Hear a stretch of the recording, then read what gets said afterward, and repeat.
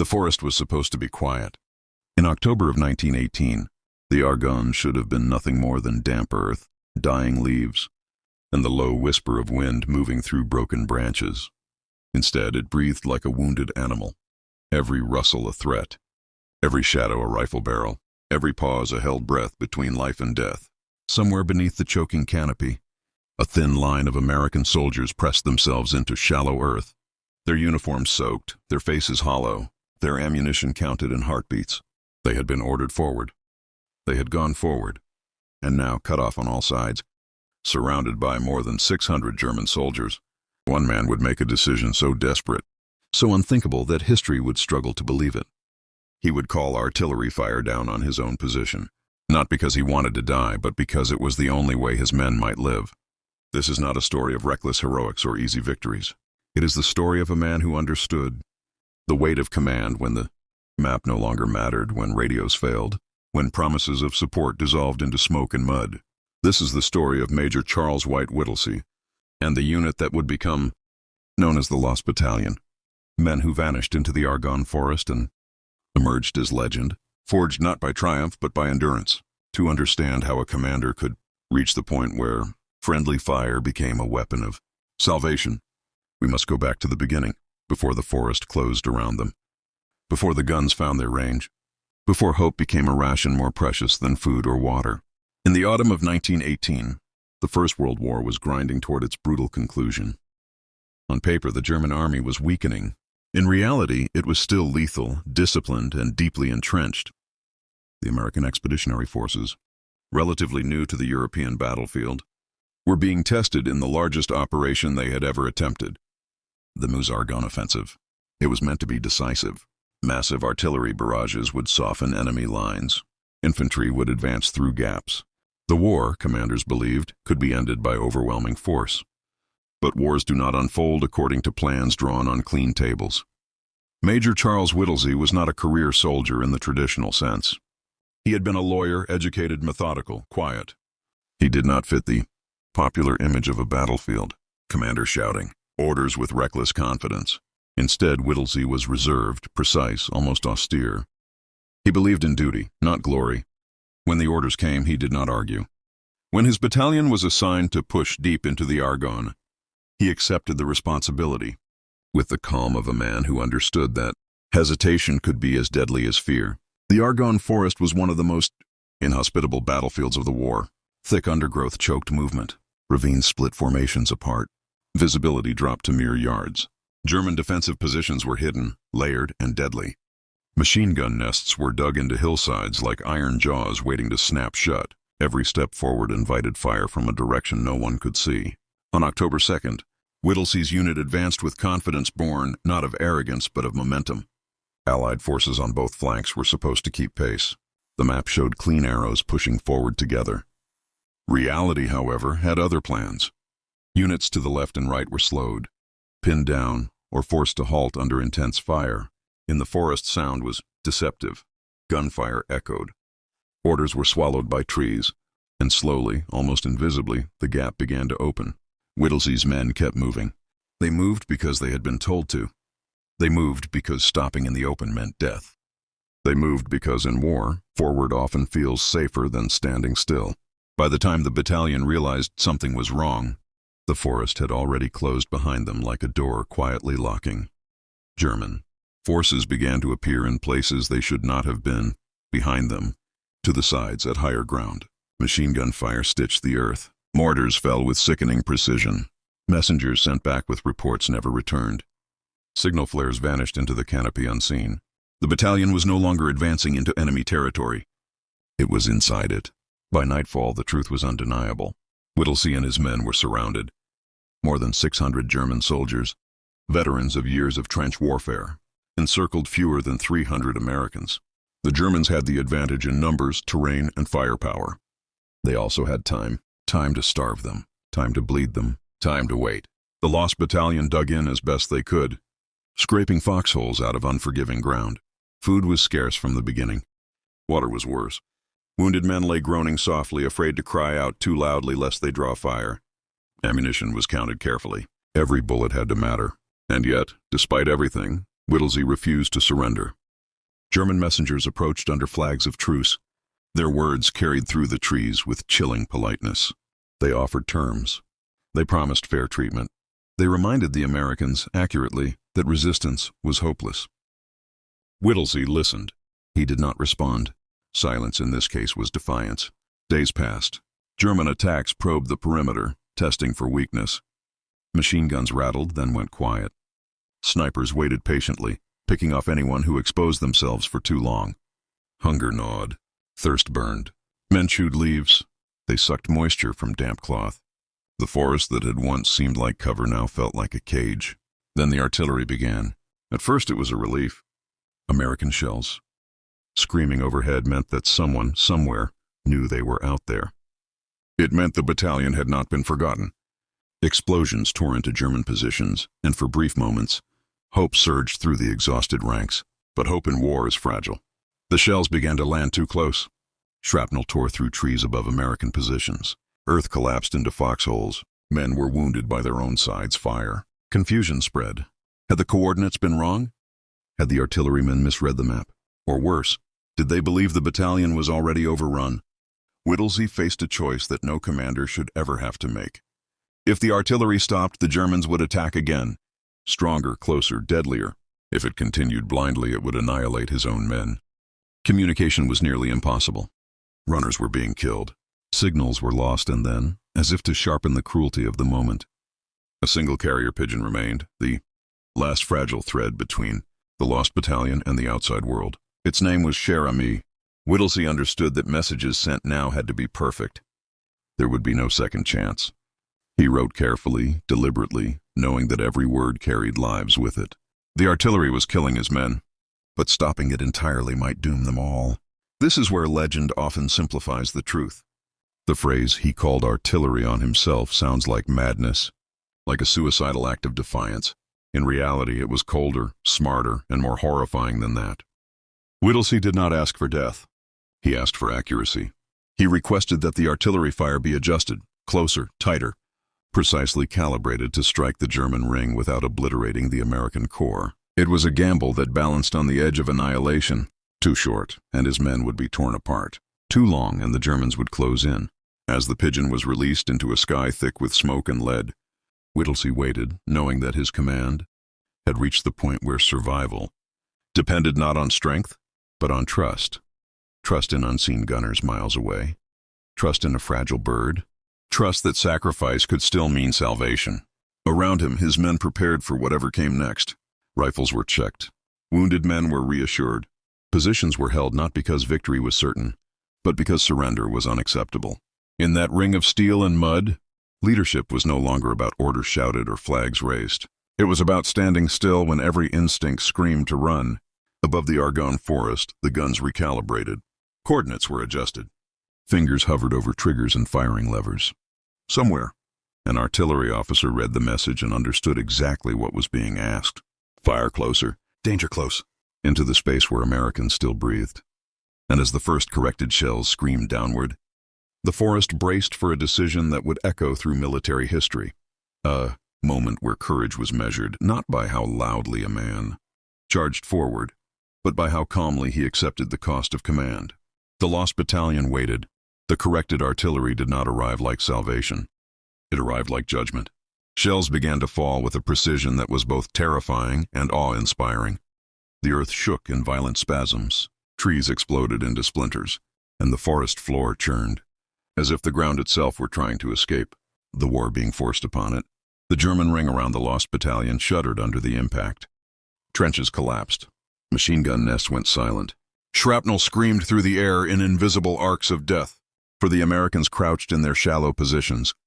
The difference between survival and obliteration was measured in yards and in faith. Major Charles Whittlesey moved through his lines with deliberate calm, though every explosion tested that composure. He checked positions, spoke quietly to men who had not slept in days, men whose eyes were sunken, whose hands shook not from fear alone, but from exhaustion and hunger.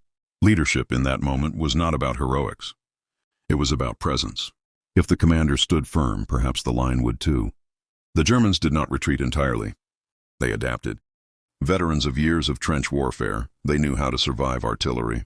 They pressed closer under cover of smoke, using ravines and folds in the ground to inch toward the American perimeter. When the shelling lifted even briefly, German machine guns reappeared like ghosts.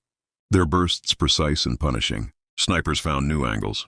Mortars dropped into American positions with cruel accuracy. Every casualty now felt heavier than the last.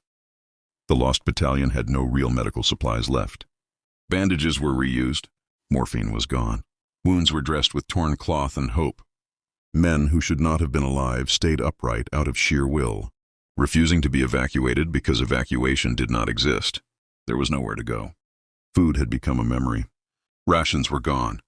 The men chewed on hard bits of leather, on leaves, on anything that might trick the body into thinking it was being fed. Water was worse. Canteens were empty. Streams nearby were under German observation. Any man who tried to reach them became a target. Thirst cracked lips and clouded minds. Even breathing felt like effort. And still, the battalion held. German officers tried again to force surrender, sending messages that mixed threat with false compassion. They spoke of overwhelming numbers. They spoke of inevitable destruction. They promised that resistance would only lead to unnecessary death. Whittlesey read the words carefully. Then he folded the paper and said nothing. Silence again became his answer. Inside the German lines, frustration grew. This pocket of Americans refused to collapse. They did not break. They did not flee. Every attack cost the Germans men, time, and ammunition they could not easily spare. What was supposed to be a simple encirclement had turned into a thorn driven deep into their advance. Inside the American pocket, morale balanced on a razor's edge. Some men prayed. Others cursed. Some stared into the trees, convinced they saw movement where there was none. Hallucinations crept in with dehydration and fatigue. A few soldiers whispered about home, not as nostalgia, but as proof that the world beyond the forest still existed. Whittlesey listened when needed, spoke when necessary, and never lied. He did not promise rescue. He promised resistance. The artillery, though more accurate now, remained a double-edged sword. German positions were smashed, but splinters and shockwaves still reached American foxholes. Friendly fire wounded men. The reality of the request Whittlesey had made weighed on him heavily. Every shell that landed too close was a reminder of command's terrible mathematics. To save many, some risk must be accepted. Then the artillery faltered. For hours there was nothing but the sounds of the forest and the enemy. No explosions, no reassuring thunder. Just the ominous quiet that always preceded an attack. German troops began to probe again, this time closer, bolder. Grenades arced through the air. Rifle fire intensified. The perimeter shrank as positions became untenable. The Lost Battalion was being strangled slowly. Once again, Whittlesey turned to the last means of communication left to him. Carrier pigeons had already been sent. Some never returned. Others had been shot down. One bird, cher ami, had already done the impossible once. There was no guarantee it could do so again. Yet the message had to go. This time it was not just about artillery adjustments. It was about survival. Whittlesey dictated the situation with stark honesty. They were surrounded. Casualties were mounting. Supplies were gone. Without immediate support, the battalion would be wiped out or forced into surrender. He did not dramatize. He did not beg. He reported facts, trusting that facts alone were grave enough. As the pigeon was prepared, German fire intensified, as if the enemy sensed desperation. Bullets snapped through branches. One struck close enough to tear bark into Whittlesey's face. He did not flinch. The bird was released. Cher ami rose into the air, wings beating hard. Climbing above the shattered canopy, almost immediately German riflemen fired. Shots cracked upward. The pigeon vanished from sight. No one knew if the message would arrive. The waiting that followed was worse than combat. Minutes stretched into hours. Every sound could be the beginning of the final assault. Men checked their remaining ammunition again and again, knowing full well how little was left. Some soldiers volunteered to hold exposed positions. Understanding exactly what that meant, courage became quiet, almost routine. Night fell, and with it came cold. Wounded men shivered uncontrollably. Others huddled together for warmth, sharing body heat like civilians in a disaster zone. Sleep came in fragments, broken by gunfire and the constant fear of surprise attack. Whittlesey did not sleep. He sat in a shallow depression. Maps spread uselessly before him. the symbols mocking now that reality had torn through them. He thought of responsibility, not in abstract terms, but in faces. Each decision he made rippled outward, touching every man under his command. The weight was immense, crushing and unavoidable. At dawn, German attacks resumed with renewed fury. They had grown tired of waiting. Mortars fell in tight patterns. Assault groups pushed forward, yelling commands in sharp bursts of German. Machine guns opened up at close range. The Lost Battalion answered with everything they had left. The fight devolved into brutal proximity. Rifles fired until barrels overheated. Men used pistols, bayonets, even rocks when ammunition ran low. It was no longer about tactics. It was about refusal, to die easily, to surrender quietly. Then, in the middle of the chaos, a sound cut through the forest that had not been heard in days. American artillery. The shells came in harder, closer, and with devastating effect. German assault formations were torn apart. The attacks stalled, then collapsed. Survivors pulled back, dragging wounded with them. The pressure eased, not gone, but loosened. Somewhere far behind the lines, Cher Ami had arrived. The bird had been shot through the breast. One leg was nearly gone. Blood covered its feathers, and yet the message was delivered. Coordinates were corrected. Support was ordered. The decision Whittlesey had made, risking everything on that final thread, had worked. But rescue was still not immediate. The Lost Battalion remained surrounded. Relief forces fought their own battles trying to reach them, clawing through German defenses yard by bloody yard. Every hour inside the pocket was still a test of endurance. The men knew help was coming, but not when, and not without cost. German forces, realizing the Americans were no longer isolated, began to withdraw strategically, tightening their hold in some areas while abandoning others. The encirclement loosened unevenly, creating pockets of intense fighting followed by eerie quiet. Inside the battalion, the men clung to one another emotionally as much as physically. Survival had become collective. No one made it alone. Every living man was proof that the line still held. Whittlesey continued to command with the same measured resolve, even as his own strength waned. He ate nothing. He drank almost nothing. His uniform was indistinguishable from those of his men, mud-stained, torn, soaked in sweat and rain. Rank meant nothing here. Responsibility meant everything. As the sound of American guns drew closer, the Lost Battalion prepared for one last stand, not because they wanted to die, but because they had learned that hope in war must always be defended. And somewhere beyond the trees, American soldiers fought their way forward, unaware that they were racing against time, hunger, and the slow collapse of human endurance, trying to reach men who had already gone far beyond what was expected, into a place where survival itself had become an act of defiance. When the gunfire finally faded, what remained was not victory in the traditional sense, but survival bought at an unbearable cost. Major Charles Whittlesey did not walk out of the Argonne Forest as a triumphant hero.